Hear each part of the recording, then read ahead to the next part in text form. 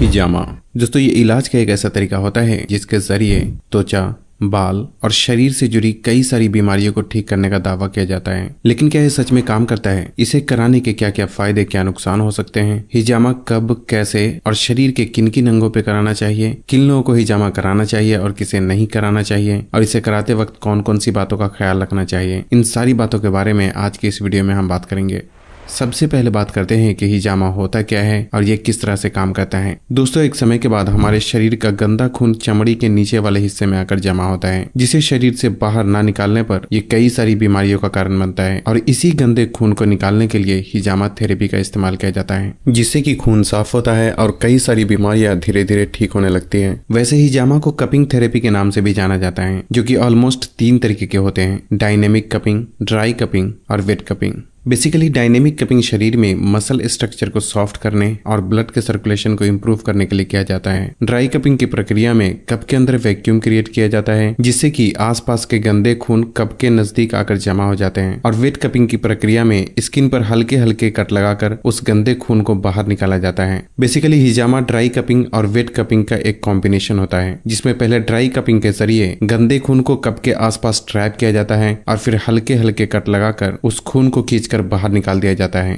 अब यहाँ 3 अहम सवाल ये उठता है कि हिजामा कराने के क्या क्या फायदे हो सकते हैं, क्या इसे कराने में दर्द भी होता है, और स्किन पर कट लगने की वजह से हुए निशान को मिटने में कितने समय लगते हैं। दोस्तों हिजामा कराने के अनगिनत फायदे होते हैं, जिसे गिनकर तो बिल्कुल भी नहीं बताया जा सकता, क्योंकि ज्यादातर बीमारी खून में गंदगी जमा होने की वजह से ही शुरू होती है। और हिजामा करने की प्रक्रिया में शरीर के अंदर से गंदे खून को खींचकर बाहर निकाल दिया जाता है, जिससे कि बॉडी में एक हल्कापन महसूस होने के साथ साथ कई सारी बीमारियां भी धीरे धीरे ठीक होने लगती है। जहां तक दर्द और स्किन पर आए निशान का सवाल है, तो यहाँ इस बात का समझना जरूरी है कि हिजामा की प्रक्रिया में कट्स स्किन के ऊपरी हिस्से पर ही लगाया जाता है, जिससे कि दर्द भी बिल्कुल ना के बराबर महसूस होता है और कट्स के निशान भी ज्यादातर 1 हफ्ते के अंदर अंदर ही खत्म हो जाते हैं। अब बात आती है कि हिजामा किन लोगों को कराना चाहिए और किसे नहीं कराना चाहिए। दोस्तों वैसे तो औरत हो या मर्द, पूरी तरह से तंदुरुस्त व्यक्ति भी बॉडी को डिटॉक्स करने के लिए हिजामा करा सकते हैं, क्योंकि वक्त के साथ साथ हर किसी के खून में गंदगी जमा हो ही जाती है, जो कि बाद में कई तरह की बीमारी का कारण बन सकती है। लेकिन खासकर जिन लोगों में स्किन से जुड़ी प्रॉब्लम जैसे कि एक्नी, पिंपल्स, एक्जिमा, सोराइसिस, बालों का झड़ना या गिरना, लीवर से जुड़ी problem, high blood pressure, high cholesterol, arthritis यानी जोड़ों का दर्द, माइग्रेन, बार बार होने वाला सर दर्द, हार्मोनल प्रॉब्लम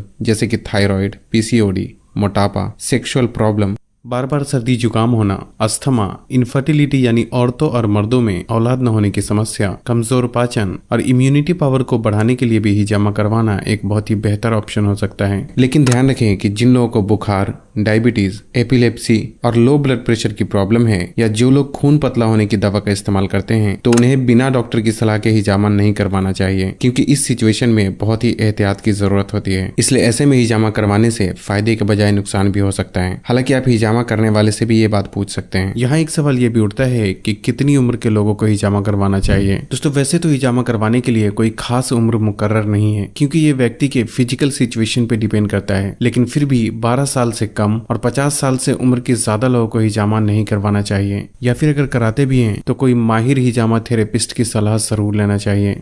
अब बात आती है कि शरीर के किन किन हिस्सों पर हिजामा करवाना चाहिए। दोस्तों हर अलग अलग प्रॉब्लम के लिए शरीर के अलग अलग हिस्से पर हिजामा किया जाता है, इसलिए आपको जो भी प्रॉब्लम है वो हिजामा थेरेपिस्ट यानी हिजामा करने वाले को बताएं, क्योंकि उन्हें पता होता है कि किस प्रॉब्लम में शरीर के कौन से हिस्से पर हिजामा करवाना चाहिए।